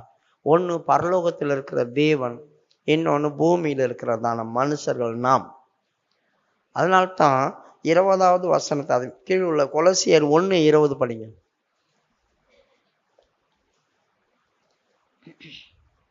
அவர் சிலுவையில் சிந்தின இரத்தத்தினாலே சமாதானத்தை உண்டாக்கி பூலோகத்தில் உள்ளவைகள் பரலோகத்தில் உள்ளவைகள் யாவையும் அவர் மூலமாய் தமக்கு ஒப்புரவாக்கி கொள்ளவும். நல்லா கவனிங்க, பூமியில இருக்கிறவங்களையும் வானத்துல இருக்கிறவங்களையும் அவர் மூலியமா ஒப்புரவாக்குறார்.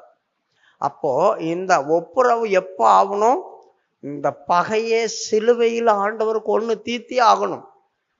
அவன் தலையை நசுக்கி ஆகணும். அவன் தலையை நசக்கனா தான் இந்த இரு தரத்தாரும் ஒன்னு ஆக முடியும். ஆகவே கர்த்தர் என்ன செய்தார், ஸ்திரீயின் வித்தா வந்தார். அதனால்தான் ஆண்டவர் மரியாளுக்கு பிறந்தார், ஒரு ஸ்திரீயின் வித்தா பிறந்தார். கடைசியில தான் ஆண்டவர் தான் நசுக்கப்பட்டார் அவன் தலையை. அதுக்கு முன்ன வரைக்கும் ஒரு சில பரிசுத்தவான்கள் அவன் தலையை நசுக்கிட்டு வந்தாங்க. தேவ சித்தத்தின்படி 2 ஸ்திரீகள் நெசக்கினாங்க. தேவனே ஒரு முறை அவன் தலையை உடைச்சிட்டார். இப்படி பண்ணி கடைசியில மறுபடியும் தேவனே அவன் தலையை நசுக்கி போட்டார். தேவனே இயேசு கிறிஸ்து மனுஷனாய் ஸ்திரீயின் வித்தா வந்து அவன் தலையை நசுக்கி போட்டார். அதன் பிறகு நாமும் நசுக்கிட்டு இருக்கிறோம். அதனால்தான் சாத்தானை அவர் நசுக்கி சீக்கிரமாய் உங்கள் காலின் கீழ் போடுவார். இப்போ சபை நசுக்கிட்டு இருக்கு, இப்போ சபை நசுக்கிட்டு இருக்குது அவன் தலையும். இதுக்கப்புறமா அவன் தலையை நசக்கன்னு தான் சொல்லப்படலை, அவனோட யுத்தம் பண்ணி தோல்வி அடையத்தான் செய்யறானே தவிர தலை நசக்கப்படுறதா சொல்லப்படவே இல்லை எங்கேயும். இதோட இந்த சபை காலின் கீழ் போடுறாரு, அதோட அவன் தலை நசக்கப்படுத்த முடியுது. அப்போ அவன் யாரா மாறினா, தோட்டக்காரர் யாரு, கர்த்தராகிய இயேசு கிறிஸ்து. அவனும் டூப்ளிகேட் தோட்டக்காரர் மாதிரி வரான்.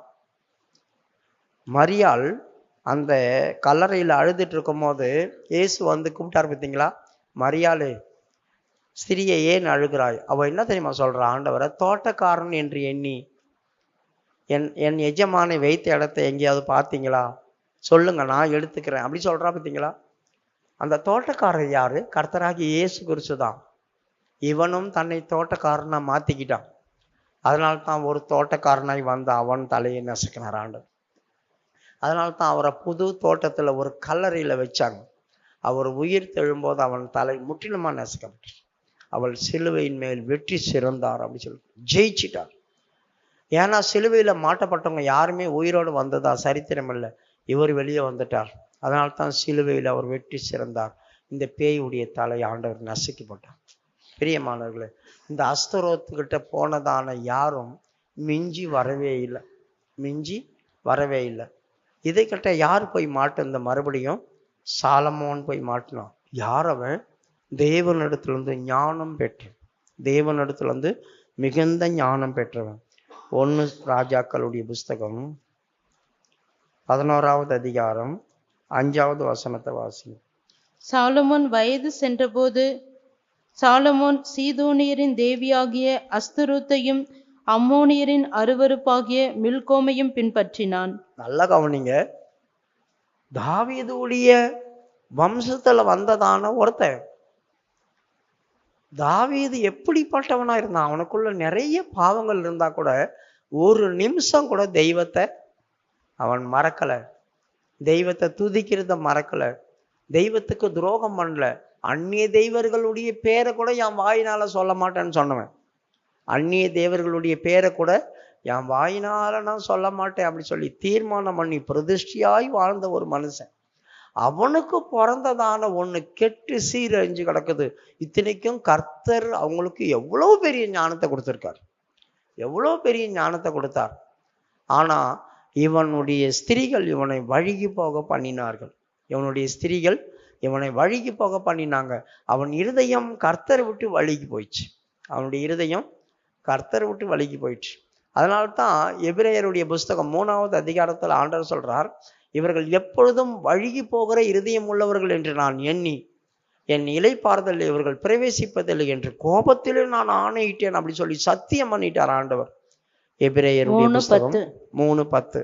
ஆதலால் நான் அந்த சந்ததியை அரோசித்து அவர்கள் எப்பொழுதும் வழுவி போகிற இருதயமுள்ள ஜனம் என்றும் என்னுடைய வழிகளை அறியாதவர்கள் என்றும் சொல்லி என்னுடைய இளைப்பாறுதலில் அவர்கள் பிரவேசிப்பதில்லை என்று என்னுடைய கோபத்திலே ஆணையிட்டேன் என்றார். பாத்தீங்களா, ஆண்டவர் வந்து கோபத்துல சத்தியம் பண்ணார், என் இளைப்பாறுதலுக்குள்ள இவங்க பிரவேசிப்பதில்லை. அப்படின்னா என்ன அர்த்தம்? பரதேசிக்குள்ள போக முடியாது, பரலோகத்துக்குள்ள போக முடியாது. அப்ப தேவன் கொடுத்ததான கட்டளைகளை நம்ம மீறிட்டோம், தேவனுக்கு கோபத்தை உண்டாக்கிட்டோம் அப்படி சொன்னா கீழ்ப்படியாதமையில் பிள்ளைகள் மேல் தேவனுடைய கோவாக்கினி வரும். இவர்கள் எப்பொழுதும் இருதயத்தை கடினப்படுத்துறவங்க. ஜீவனுள்ள தேவனை விட்டு விலகுவதற்கு இவர்களுக்கு அவிசுவாசமான இருதயத்தை வந்துருச்சு. இவங்களே உண்டு பண்ணிக்கிறாங்க.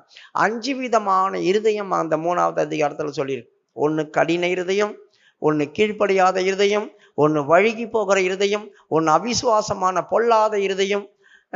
இப்படிப்பட்டதான இருதயங்கள் ஒரு 5 விதமான இருதயங்களை அந்த இடத்துல சொல்லியிருக்கு.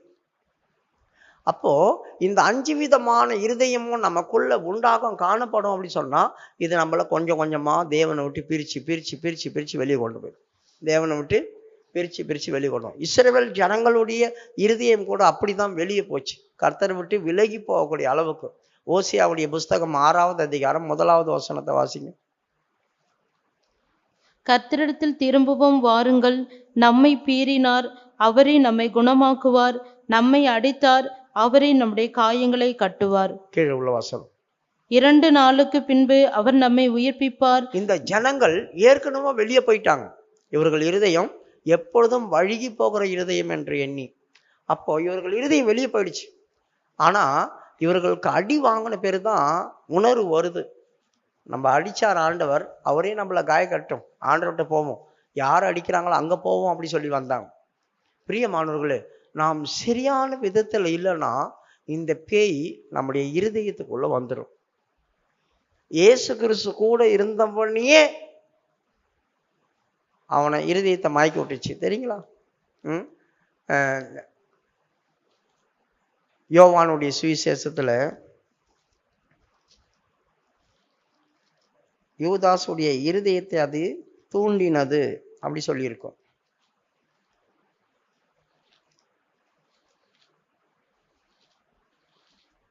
பதிமூணு 2.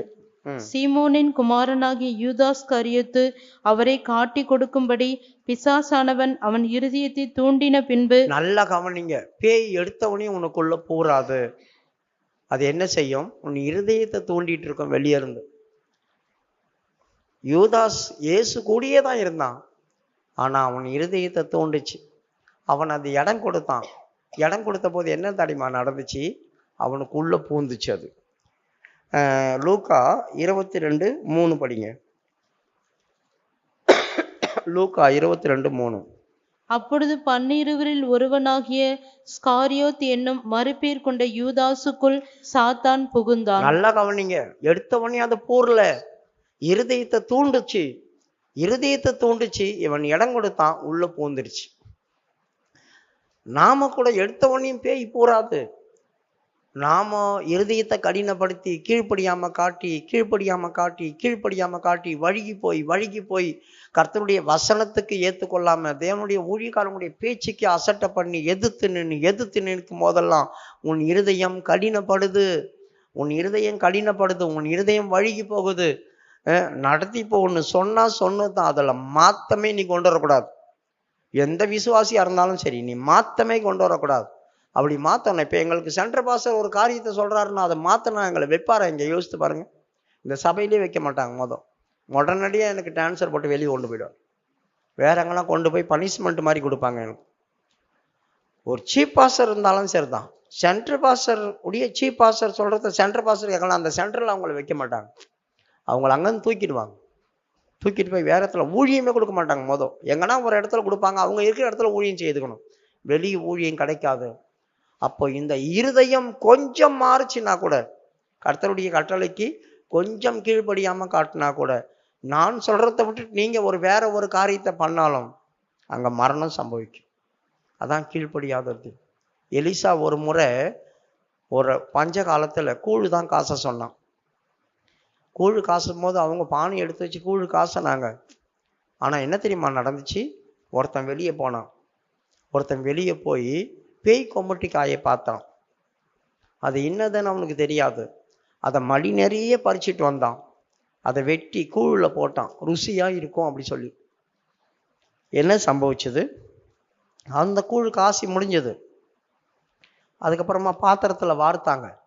அதை அள்ளி வாயில வைக்கும் போது கத்துறாங்க, தேவனுடைய மனுஷனே, பானையில சாவு இருக்குது, பானையில சாவு இருக்குன்னு கத்துனாங்க. 2 ராஜாக்களுடைய புஸ்தகம் 4:39. ஒருவன் கீரைகளை பறிக்க வெளியிலே போய் ஒரு பேய் கொம்மட்டி கொடியை கண்டு அதன் காய்களை மடி நிறைய அறுத்து வந்து அவைகளை அறிந்து கூழ் பானையிலே போட்டான். நல்ல கவனிங்க, அங்க சொல்லப்பட்டது என்ன? தீர்க்கதரிசி சொன்னது என்ன? பானையை வச்சு கூழு காசுங்க. அதுதான் அந்த வார்த்தை. அந்த வார்த்தைக்கு மிஞ்சி எக்ஸ்ட்ரா நம்ம எதனா ஒன்று செய்துட்டோம் அப்படின்னாவே அங்க என்ன பேய் சொல்றாங்க பாருங்க. அந்த பேரை எப்படி வருது பாருங்க. ஒரு கோமிட்டி காய் அப்படி சொல்லல, பேய் கோமிட்டி காய். பேய் உள்ள வருதே, பேய் கோமிட்டி காய் அவன் கண்டு அதை மறி நிறைய படிச்சுட்டு வந்து அதை பானையில் அறுத்து போட்டான். இது யாருக்குமே தெரியாது. நாம செய்யறதான சில காரியங்கள் வெளியே யாருக்கும் தெரியாது. ஆனா நாம மாட்டிப்போம். அதுல நம்மளால எத்தனை பேர் சாவுவாங்களோ தெரியாது. அடுத்தது, அது என்னதென்று அவர்களுக்கு தெரியாதிருந்தது. சாப்பிட அதை ஜனங்களுக்கு வார்த்தார்கள். அவர்கள் அந்த கூழில் எடுத்து சாப்பிடுகிற போது அதை சாப்பிடக்கூடாமல், தேவனுடைய மனுஷனே, பானையில் சாவு இருக்கிறது என்று சத்தமிட்டார்கள். எப்படி பானையில சாவு வந்துச்சு? இந்த பேய் பானைக்குள்ள வந்துருச்சு. இந்த பேய் அவன் இருதயத்துக்குள்ள வந்து பானைக்குள்ள வந்துருச்சு. அதனால பானையில சாவு வந்துருச்சு. இப்ப அவன் என்ன செய்தான்? ஒரு மெல்லிய மாவை எடுத்து அந்த பானையில போட்டு அந்த தோஷத்தை நீக்கினான் அப்படி சொல்லியிருக்கு. என்ன அந்த மெல்லிய மாவு? இயேசு சொன்னாரே, நானே வானத்திலிருந்து இறங்கி வந்த அப்பம், ஜீவ அப்பம் நானே. அதுதான் அந்த மெல்லிய மாவு. அதை எடுத்து அது உள்ள போடுறதுனால மரணம் நீங்குச்சு, அவர்கள் ஜீவன் பிழைச்சாங்க. படிமக்கள். அப்பொழுது அவன் மாவை கொண்டு வர சொல்லி அந்த பானையிலே போட்டு ஜனங்கள் சாப்பிடும்படி அவர்களுக்கு வார் என்றான். அப்புறம் பானையிலே தோஷம் இல்லாமற் போயிற்று. பானையில தோஷம் இல்லாம போயிடுச்சு. அப்ப பானையில தான் சாவு இருந்துச்சு. இந்த மாவை கொண்டு வந்து போட்ட உடனே போயிடுச்சு. அதுதான் கர்த்தராகிய இயேசு கிறிஸ்து. இவர்கள் நம்முடைய ஜீவியத்துக்குள்ள கீழ்ப்படியாமையினால வருகிறதான சில காரியத்தை நிமித்தம் நாம கஷ்டப்படுவோம். நம்ம வீட்டிலையும் கஷ்டப்பட்டு கிடப்பாங்க. எந்த ஒரு காரியத்தையும் சொன்னதுதான், அதை மாற்றவே கூடாது. நீ மாத்திட்ட அப்படின்னா உனக்கு டேஞ்சர்ல நீயே விழுந்துட்ட, உனக்கு கண்ணி வேற யாரும் கிடையாது, நீயே வச்சுக்கிட்டேன்னு அர்த்தம். ஆகவே இவர்களுக்கு நான் இப்ப சொன்னதான அத்தனை பேருமே அவங்களே கண்ணி வச்சுக்கிட்டாங்களே தவிர இன்னொரு ஆள் போய் அவங்கள அதில் அகப்பாட விடுவோம்ல, மாட்டவும் செய்யல. இப்போ ஆண்டவர் என்ன பண்ணார்? தன்னுடைய ஜனங்களா இருந்தா கூட அவங்க தலையை நெசைக்குதான் ஆகணும். ஏன்னா பேய்க்கு இடம் கொடுத்து உள்ள போந்துட்டான். பேய்க்கு இடம் கொடுத்துட்டாங்க. பேய் உள்ள போயிருந்துச்சு, சாவர வரைக்கும் வெளியே போச்சா? யோசித்து பாருங்க. இப்போ இந்த சாலமோன் இப்போ இந்த அஸ்தரோத்துக்குள்ள உள்ள வந்துட்டான். அஸ்தரோத்துக்குள்ள வரும்போது ஆண்டவர் இவனுக்கு என்ன செய்தார்? சிலர் சத்துருக்களை எழுப்பினார். 11வது அதிகாரம் 14வது வசனம். கர்த்தர் ஏதோமியனாகிய ஆதாத் என்னும் ஒரு விரோதியை சாலொமோனுக்கு எழுப்பினார். இவன் ஒரு மனுஷன் எழும்புறான், ஆதாத். இவன் எழும்பி சாலமோனுக்கு விரோதமா எழும்பினான். ஏன் இவனை சாலமோனுக்கு விரோதமா ஆண்டவர் எழுப்ப ஆரம்பிச்சாரு? 7வது வசனம் படிங்க. அப்பொழுது சாலொமோன் எருசலேம் 5, 6, 7 படிங்க. சாலொமோன் சீதோனியரின் தேவியாகிய 6வது வசனம். சாலொமோன் தன் தகப்பனாகிய தாவீதை போல கர்த்தரை பூரணமாய் பின்பற்றாமல். எப்படி சொல்றாங்க பாருங்க. சாலமோன் தன் தகப்பனாகிய தாவீதை போல கர்த்தரை பூரணமாய் பின்பற்றல. அவன் தெய்வத்தை மறந்தான், தன் இஷ்டப்படி நடந்தான், அவனுக்கு என்னெல்லாம் தோணுச்சோ அதெல்லாம் பண்ணான். இப்படி பண்ணதுனால தான் தன் மனைவிகளுக்கு அவன் தெய்வங்களை உண்டாக்கினான், மேடைகளை உண்டாக்கினான், பல காரியங்களை செய்தான். இப்படி அவன் செய்யும்போது கர்த்தர் அவனை காப்பாற்றணும்னு சொல்லி 2 விஷயம் அவனுக்கு தரிசனமானாராம். 8, 9.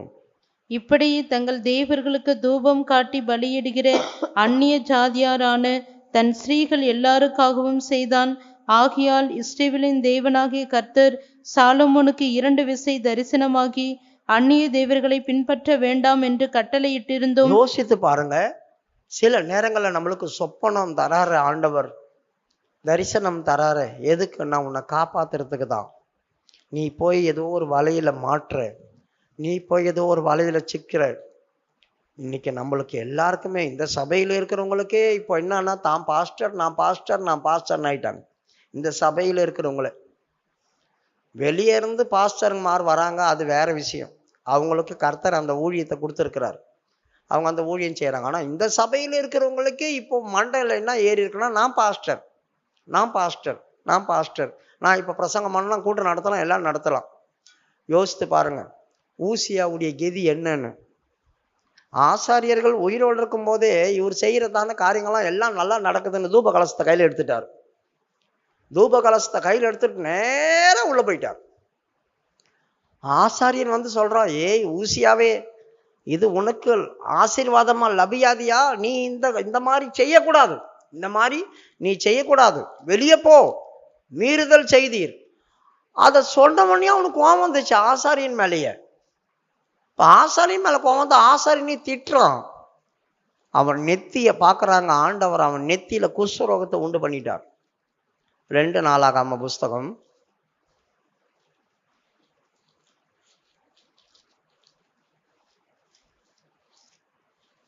27வது அதிகாரத்துலையா 26வது அதிகாரத்துல 26வது அதிகாரம்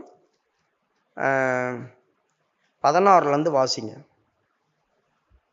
இந்த சேனையில் உள்ளவர்கள் எல்லாம் உசியா 26வது அதிகாரம் 16 வாசி. அவன் பலப்பட்ட போது தனக்கு கேடுண்டாகும் மட்டும் அவனுடைய மனம் மேட்டுமையாகி. நல்லா கவனிங்க, அவர் செய்யறதெல்லாம் இப்ப வாய்க்க பண்ணார் ஆண்டவர்.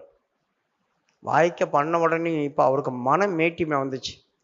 நானும் பிரசங்கம் பண்ணுவேன்,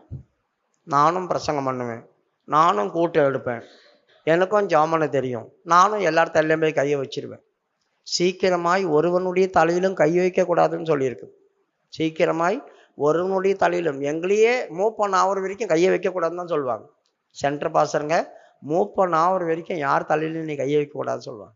அதுதான் மூப்பன் ஆவர் வரைக்கும் ஞானஸ்தானம் கொடுக்கக்கூடாது, 10 வருஷம் ராபோஜனம் கொடுக்கக்கூடாது, குழந்தை பிரதிஷ்டை பண்ணக்கூடாது, அடக்கமே பண்ண விட மாட்டாங்க, ஒரு அடக்கம் கூட பண்ண விட மாட்டாங்க.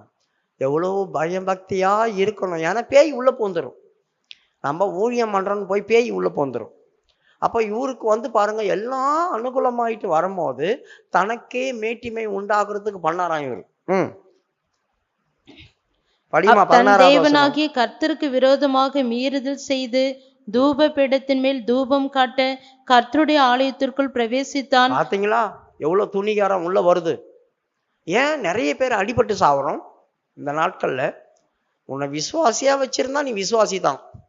உன்னை கர்த்தர் வேறு பிரிச்சு வெளியே கொண்டு போயிட்டார் ஊழியக்காரன், நீ வெளியே போயிட்ட, இந்த சபையில இல்லை, வெளியே போயிட்டேன். இப்போ உனக்கு ஊழியத்தை கொடுத்துருக்காரு, நீ செஞ்சுட்டு போ. ஏன்னா இப்போ உனக்கு ஒரு நடத்திப்பு இல்லை, நடத்திப்பின் கீழே இல்லை, நீ ஊழியம் செய்யலாம், அது உனக்கு கொடுக்கப்பட்ட கிருபை, அதோட போயிடணும்.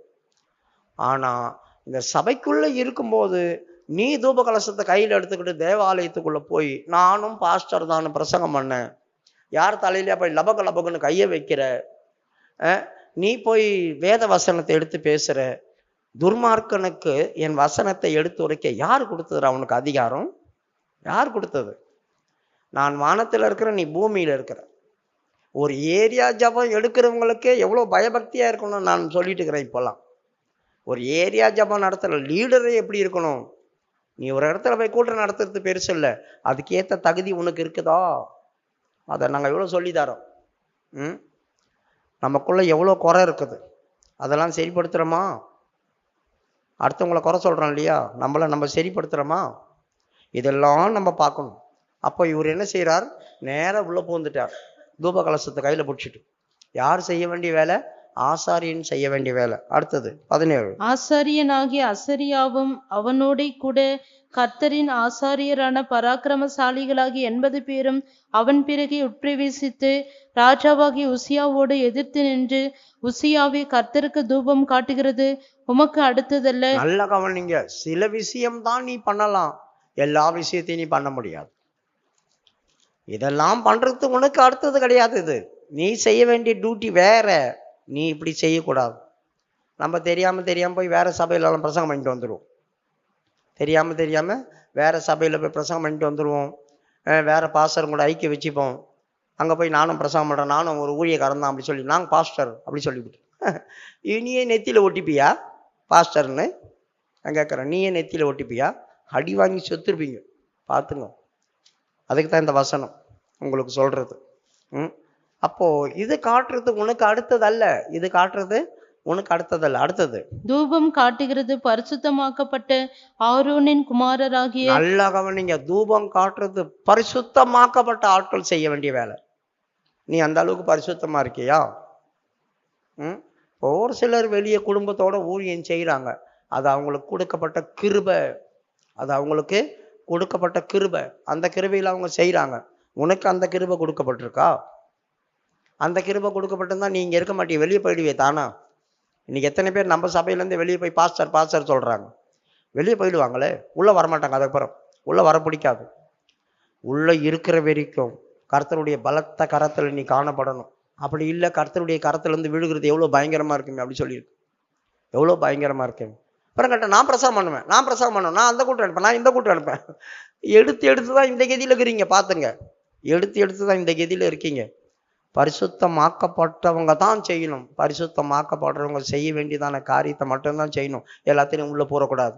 அடுத்தது, பரிசுத்த ஸ்தலத்தை விட்டு வெளியே போம் மீறுதல் செய்தீர், இது தேவனாகிய கர்த்தராலே உமக்கு மேன்மையாக லபியாது என்றார்கள்.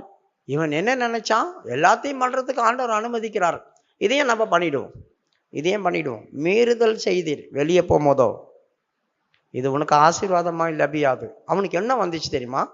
அவனுக்கு தூபப்படத்தை கையில் வச்சுக்கிட்டு கோபமா பேசுறான் ஆசாரியங்கிட்ட. ஜாக்கிரதையா இருங்க, ஒரு ஊழியக்காரங்கிட்ட எப்படி பேசணும்னு தெரிய மாட்டேங்குது இந்த சபையில நிறைய பேருக்கு.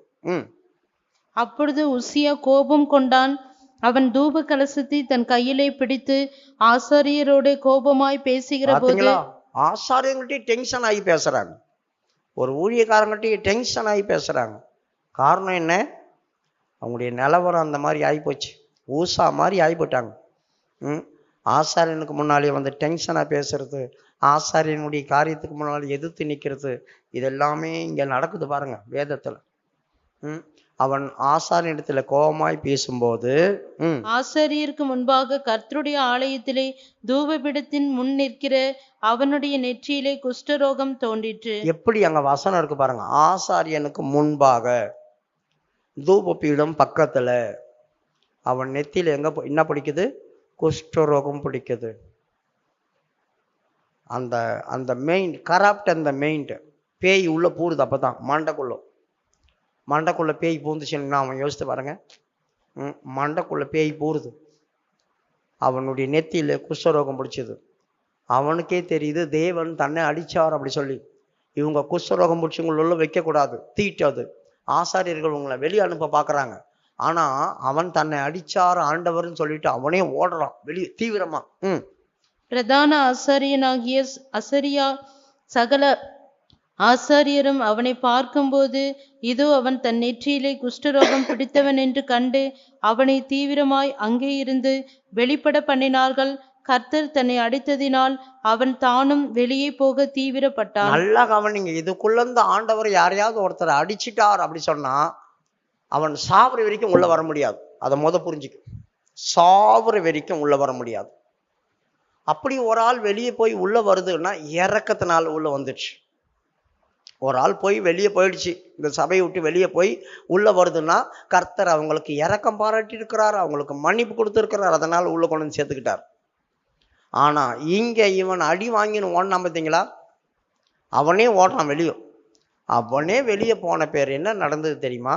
அவன் குஷ்டரோகியா இருந்தபடினால் ஒரு தனித்த வீட்டுல வாசம் பண்ணினான். அவன் செத்த பேர் அவன் குஷ்டரோகி என்று எண்ணி ராஜாக்கள் அடக்கம் பண்ண வேண்டிய இடத்துல அடக்கம் பண்ணாமல் ராஜாக்களுடைய கல்லறையின் அருகாமையில அடக்கம் பண்றாங்க அவனை. 23வது வசனம். உசியா தன் பிதாக்களுடைய நித்திரை அடைந்த பின்பு ஜனங்கள் அவனை குஷ்டரோகி என்று சொல்லி அவனை அவன் பிதாக்கள் அண்டையில் ராஜாக்களை அடக்கம் பண்ணுகிற இடத்திற்கு அருகான நிலத்திலே அடக்கம் பண்ணினார்கள். அவனை ராஜாக்களுடைய இடத்துல அடக்கம் பண்ணல. காரணம் என்ன? ராஜாக்களுடைய கல்லறையில் உயிர் தெழுதல் வல்லமை இருக்கும், உயிர் தெழுவான். அவன் கடைசி வரைக்கும் தேவாலயத்துக்குள்ள வரல பார்த்தீங்களா? கடைசி வரைக்கும் அவன் தனித்த வீட்டுல குடியிருந்தானா. படிமா 21. ராஜாவாகிய உசியா தன் மரண நாள் மட்டும் குஷ்டரோகியா இருந்து கர்த்தருடைய ஆலயத்திற்கு புறம்பாக்கப்பட்டபடியினால். நல்லா கவனிங்க, இப்போ நான் பின்மாற்றமாய் ஒரு விசுவாசிங்க பின்மாற்றமாய் வெளியே போச்சு. வெளியே போய் சாகர வரைக்கும் உள்ளே வரல அப்படி சொன்னாக்கா கர்த்தருடைய சமூகத்துக்கு பின் வாங்கி போயிடுச்சு. ஆனா யாரையோ ஒரு ஆளை உள்ள கூப்பிட்டு வந்துட்டோம், அது திரும்பி தேவ சமூகத்தை வந்துச்சுன்னா அதை போல பாக்கியசாலி உலகத்துல யாருமே இருக்க முடியாது. அதை போல பாக்கியசாலி உலகத்துல யாருமே இருக்க முடியாது. அவங்களுக்கு ஒரு இறக்கம் கிடைச்சது, அந்த சான்ஸை பிடிச்சிக்கிட்டாங்க அவங்க, அந்த சான்ஸ் கிடைச்சது அவங்களுக்கு. இதுக்கப்புறம் வெளியே போகக்கூடாது, இதுக்கப்புறம் என்ன ஆனாலும் என்ன செய்யக்கூடாது, வெளியே போகக்கூடாது. ஆனா இவனுடைய நிலவரம் என்ன? குஷ்டரோகம் பூந்துச்சு, சாவர வரைக்கும் உள்ள வரல, மரணம் அடையும் நாள் வரையிலும் தேவனுடைய சன்னிதானத்துக்குள்ள வரல. அவன் தனித்து ஒரு வீட்டுல வாசம் பண்ணான். ஒரு தனித்த வீட்டிலே குஷ்டரோகியாய் வாசம் பண்ணினான். பாத்தீங்களா? ஒரு தனித்த வீட்டுல குஷ்டரோகியாய் வாசம் பண்ணினான். அதனால அவனை அடக்கம் பண்ணும்போது தேவாலயத்துக்குள்ளேயே வரலையே, செத்து போனவன் தான். அவனை கொண்டு போய் ராஜாக்களுடைய கல்லறையில் அருகாமை அடக்கம் பண்ணிட்டாங்க. ஏன் இவருக்கு இப்படி வந்துச்சு? பேரும் புகழும் பிரபலமானார், சகலமும் வாய்க்க பண்ணது. நானும் பாஸ்டர், நானும் ஊழியக்காரன். நெத்தியில குஷ்டரோகம் போந்துடும். எப்போ ஆண்டவர் எழும்புறாரோ உன்னை அடிக்கிறதுக்கு, எப்போ எழும்புறான்னு தெரியாது. அதனால ஞானமா நடங்க. ஆண்டவர் 2 முறை அவனுக்கு சொப்பனத்துல தரிசனமானார், 2 முறை. இப்போ 2 முறை தரிசனமாகி கூட சாலமன் என்ன செய்யல, கேட்கப்படலை. அதனால்தான் ஆதாத்தை எழுப்பினார். ஆகாக் அவனை எழுப்பினார், ஆதாத்தை. அவன் எப்படிப்பட்டவன் தெரியுமா? எப்பயோ நடந்த பகைய இப்போ வச்சுட்டு வரான் சண்டைக்கு. எப்போ நடந்தது நான் உங்களுக்கு அடுத்த வாரம் சொல்லித்தரேன். அந்த 4 பேரும் எதனால சாலமோனை எதிர்த்தாங்க அப்படி சொல்லி. ஏன்னா அவன் இந்த ஆவிக்கிட்ட போய் பூந்துட்டான். அடுத்த வாரம் இருக்காதீங்க, ஏன்னா நாங்கள் சென்னைக்கு போயிடுவோம். அதுக்கு அடுத்த வாரம் சென்னை முடிச்சுட்டு நான் இந்த பைபிள் ஸ்டடிக்காகவே தான், இல்லைன்னா புதன்கிழமை எழும்பி வேலைக்கிழமை தான் வருவேன். நான் இந்த முறை தான் நான் செவ்வாய்க்கிழமையும் டிக்கெட் புக் பண்ணியிருக்கேன், புதன்கிழமை காலையிலேயே வந்துடுவேன் அப்படி சொல்லி. காரணம் என்ன? வேத பாடம் விட்டுறக்கூடாது அப்படி சொல்லி. அதனால வர வாரம் உங்களுக்கு இருக்காது, அதுக்கு அடுத்த வாரம் தான் இதோடைய தொடரும். கண்டிப்பா இந்த மெசேஜ் நீங்க கேட்டே ஆகணும். சில வார்த்தைகள்லாம் நம்முடைய செவியில விழாம போறதுனால தான் நம்மளுக்கு பெரிய டேஞ்சர் நடக்குது. நாம இதிலேயே அகப்பட்டு செத்துட்டு கிடக்கிறோம். தயவு செய்து இந்த வார்த்தையெல்லாம் வீட்டில் போய் மறுபடியும் படி, மறுபடியும் சிந்திங்க, மறுபடியும் பாருங்க. இந்த மாதிரி சூழ்நிலை ஒருத்தருக்கும் வரக்கூடாது. இந்த சபையில் இந்த மாதிரி சூழ்நிலை ஒருத்தருக்கும் இந்த சபையில வரக்கூடாது. கர்த்தர் நமக்குள்ளேயே சாத்தம் பூந்து நம்ம தலையை நசுக்கி விட்டுருவான். நாம ஸ்திரீயின் வித்தா இருக்கணும், அவனுடைய வித்தா மாறிடக்கூடாது. அவனுடைய வித்தா மாறிட்ட நம்ம தலை உடஞ்சி போச்சுன்னு அர்த்தம். ஸ்திரீயின் வித்தா இருந்தா அவன் நம்ம காலைத்தான் தொட முடியும். அவன் தலையை நாம நசிக்கலாம். அவன் தலையை நாம நசிக்கலாம். கண்களை மூடுவோம். நாளைக்கு மாதறுதி